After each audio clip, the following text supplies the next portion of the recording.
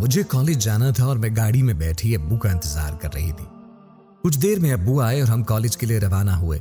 अभी कुछ दूर ही गए थे कि गाड़ी खराब हो गई, जिसकी वजह से मुझे मेट्रो से कॉलेज जाना पड़ा। जब मैं बस में चढ़ी तो कोई सीट खाली न थी, इसीलिए मैं खड़ी रही। कुछ लम्हों बाद मेरी नजर एक औरत पर पड़ी जो लगभग 30 साल की लग रही थी। वो गरीब लग रही थी।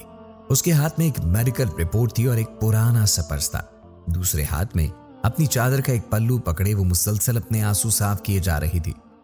रोने की न जाने क्या वजह थी जो उसे ये ख्याल भी न रहा कि फुल वक्त वो सब की नजरों का महवर थी। गम से निढाल उसके चेहरे को मैं देखती रह गई और फिर उसने अपनी नजरों का रुख बदल लिया। पास बैठी लड़की को देखा जो उसके कांधे पे सर रखे उसी तरह बैठी थी जैसे किसी ने उसकी जान निकाल दी हो। चेहरे से वो एक कम सिन लड़की लगती थी। उसे किसी चीज की खबर ना थी। उसकी गोद में पड़ी दवाइयों की थैली को उसने दोनों हाथों से मजबूती से पकड़ रखा था। मैं जानना चाहती थी कि ये रो क्यों रही है, मगर मेरी हिम्मत ना हुई।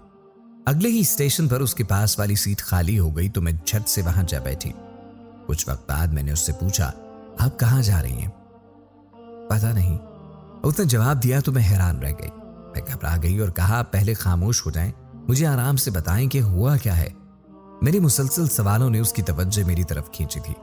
उसने मेरे कोट को गौर से देखा और बोली, आप डॉक्टरनी साहिबा हो? उसकी कहानी जानने की खातिर मैंने कह दिया, हाँ मैं डॉक्टर हूं। मुझे बताओ तुम क्यों रो रही हो? डॉक्टरनी साहिबा मैं बहुत परेशान हूं, उसने अपने आंसू पोंछते हुए कहा। मैंने उसे यकीन दिलाया कि अगर वो मुझे अपनी मुश्किल बताएगी तो मैं जरूर उसकी मदद करूंगी। जिस पर उसने बताना शुरू किया, मेरा नाम आसिफा है, मेरा खावंद मजदूरी करता है और ये मेरी बेटी यास्मीन है। गांव में जब भी ये बीमार होती थी तो अम्मा पीर साई के पास ले जाती और मैं भी ठीक हो जाती।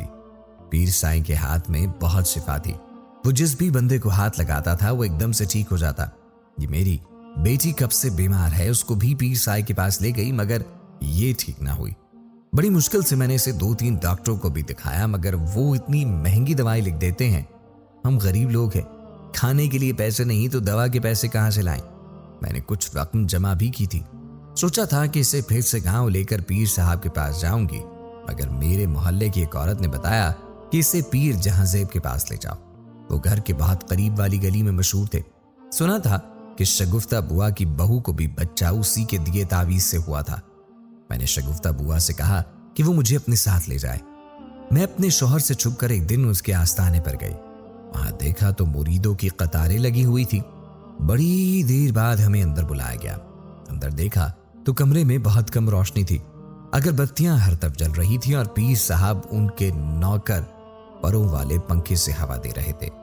उनकी उम्र कोई 40-45 के करीब होगी मगर उनका नाम बहुत बड़ा था। उस कमरे में जाते ही मुझे उनका रोब महसूस होने लगा। हाथों में तस्बीह को पकड़े वो कलिमात पढ़े जा रहे थे कि अचानक हमारे करीब आ जाने से उन्होंने आंखें खोल दी और गुस्से में यास्मीन की तरफ देखा। मैं हैरान थी कि वो कैसे जानते थे कि हम यास्मीन को ही लेकर उनकी खिदमत में हाजिर हुए हैं। हाथ के इशारे से उन्होंने हमें बैठने का हुक्म दिया। मैंने उन्हें बताया कि यास्मीन को दौरे पड़ते हैं, जिस पर उन्होंने कोई जवाब न दिया। आंखें मूंदे थोड़ी देर बैठे रहे और फिर बताया कि मेरी यास्मीन पर कोई जिन आशिक है।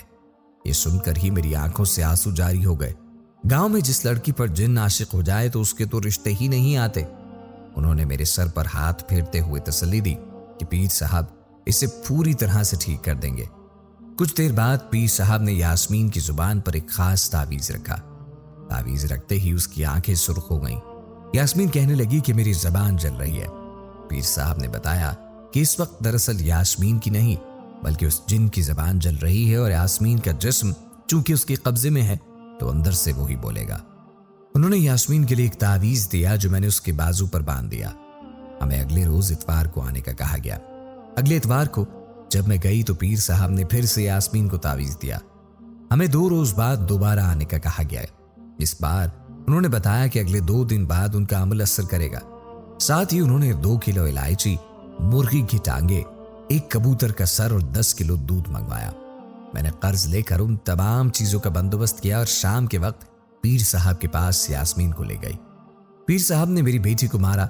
ये दर्द से चिल्ला रही थी मगर पीर साहब यही कहते कि ये यास्मीन नहीं बल्कि उसका जिन बोल रहा है क्योंकि उसके वजूद को छोड़ना नहीं चाहता। तकरीबन 1 घंटे के अमल के बाद पीर ने यास्मीन को उनके पास छोड़कर मुझे जाने के लिए बोला।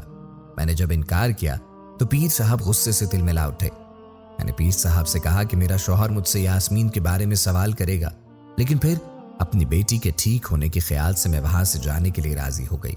यास्मीन ने मुझे रोकने की कोशिश की तो पीर साहब ने उसके हाथ पर जलता हुआ कोयला रखा और उसके जिन को काबू में लाने की कोशिश की। मैं नहीं चाहती थी कि मेरे होने की वजह से मेरी बेटी को वो जिन ज्यादा तकलीफ पहुंचाए, इसीलिए मैं फट से घर चली गई। घर पहुंची तो शौहर आ चुका था। उसने यास्मीन के बारे में पूछा तो मैंने इसकी बीमारी का बताया और साफ कह दिया कि पीर के पास इलाज की गरज से छोड़ आई हूं। मेरे शौहर ने इस बात पर बहुत गुस्सा किया और कहने लगा, अभी चलो, हमें यास्मीन को वहां से वापस लाना है। वो तो खुदा का शुक्र है कि हम उस दिन यास्मीन को लेने चले गए, वरना न जाने उसके साथ और क्या क्या होता। यास्मीन को पीर साहब के पास छोड़े 2 घंटे हुए थे। मैं यास्मीन को लेने गई तो पीर साहब ने बताया कि जिन ने उसके जिस्म को तो छोड़ दिया है, मगर इसका असर उसके दिमाग पर गहरा है, जिसकी वजह से ये बहकी बहकी बातें करती है। बस तुम इसे दोबारा आस्ताने के करीब भी ना लाना, वरना जिन चिमटने का खतरा है। मैं उसे घर लेकर आ गई। मेरे शौहर ने मुझे सख्त तंबीह की कि आइंदा यास्मीन को लेकर कहीं ना जाऊं। खैर मैं घर आई तो यास्मीन बहुत गुमसुम और चुप रहने लगी। न कुछ खाती न ही बोलती, बस किसी कोने में पड़ी रहती। उसकी तबीयत खराब थी, मगर मुझे लगा कि शायद जिन और मार कुटाई का असर है। लेकिन 1 महीने बाद भी उसकी तबीयत बहाल न हुई तो मजबूरन मैं उसे सरकारी अस्पताल ले गई। डॉक्टर नी साहिबा ने 2 दिन बाद आने का कहा था। उन्होंने मेरी बेटी का चेकअप किया और बताया कि उसे ज्यादती का निशाना बनाया गया है। मुझे तो बिल्कुल यकीन नहीं आया। डॉक्टर नी साहिबा ने अपने अंदाज में उससे सवाल किए तो उसने उस रात का सारा वाकया सुना दिया। मेरे कदमों से तो ये सुनकर जमीन से रख गई। उस दरिंदे के पास मैं खुद अपनी बेटी को छोड़कर आई थी। खुदा उससे गारत करे, मेरे भरोसे से उसने हम गरीबों की मजबूरियों का फायदा उठाया। ऐसे ढकोसले और धोखेबाजों को अल्लाह सख्त सदा देगा। ये कहते हुए वो फूट फूट कर रो पड़ी। मेरी आंखों से भी आंसू जारी हो गए। मैं उस दर्द महसूस कर सकती थी और वो बहुत बेबस और लाचार थी। मेरा बस नहीं चलता था कि इस दुनिया में ही इस पीर को जहन्नुम की सजा सुना दूं। सिसकते हुए उसने नजरें उठाई और कहा, डॉक्टर ने जी बताओ, अब मैं क्या करूं? मेरे शौहर को जब ये बात पता चलेगी ना तो मुझे और मेरी बेटी को जान से मार देगा और खुद भी मर जाएगा। मैं उसे ये बात कैसे बताऊं कि हमारी बेटी उम्मीद से है? मैंने डॉक्टर नी साहिबा को भी कहा था कि ये बच्चा खत्म कर दे, मगर उन्होंने मुझे सख्ती से डांट दिया और कहा कि ये गैर कानूनी काम है। उसकी बात सुनकर मैं सोच में पड़ गई कि आखिर आज ये तमाम वाकया मेरे सामने क्यों आया। गाड़ी का खराब होना, मेरा मेट्रो से कॉलेज जाना, ये तमाम बातें मेरे जहन पे छा गई। मुझे ख्याल आया कि शायद इस औरत की मदद मेरे जरिए लिखी गई। यही सोचते हुए मैंने उसे कहा कि आप मेरे साथ घर चलें। मेरे वालिद पुलिस ऑफिसर हैं, वो जरूर आपको इंसाफ दिलवाएंगे और आपकी बेटी का मुफ्त इलाज भी होगा। मैंने उसे तसल्ली दी और जाली पीर के खिलाफ आवाज उठाने का हौसला दिया। मैं उसे टैक्सी से घर ले आई। बाबा को मैंने सारा किस्सा सुनाया। उन्होंने यास्मीन के अब्बू को घर बुलाया, मगर उन्हें फोन पर कुछ न बताया। यास्मीन के वालिद मजदूरी छोड़कर आए थे। पुराने पैवद लगे कपड़े पसीने से गीले थे। वो बड़ी परेशान हालत में कमरे में दाखिल हुए। उन्हें समझ ना आ रहा था कि अचानक उन्हें यहां क्यों बुलाया गया। अब्बू ने उन्हें बताया, बिठाया और उनकी बेटी पर होने वाले जुल्म की दास्तान बयान की। कितना मुश्किल था इस हकीकत को बयान करना, और कितना मुश्किल था उस बाप के लिए कि जिसकी फूल सी बच्ची लुट चुकी थी। शर्मिंदगी से उनकी आंखें झुक गई, आंखों से बेइख्तियार आंसू निकले। अचानक ऊपर की जानिब देखकर कहा कि या अल्लाह। उनकी आवाज में इस कदर दर्द था कि अर्श हिल गया होगा।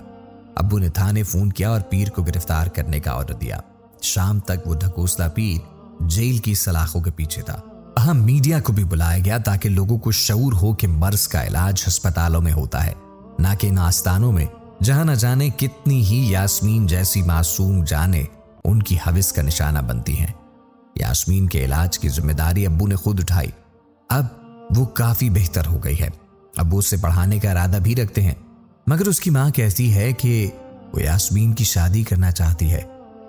आपके ख्याल में ऐसे मौकों पर क्या करना चाहिए?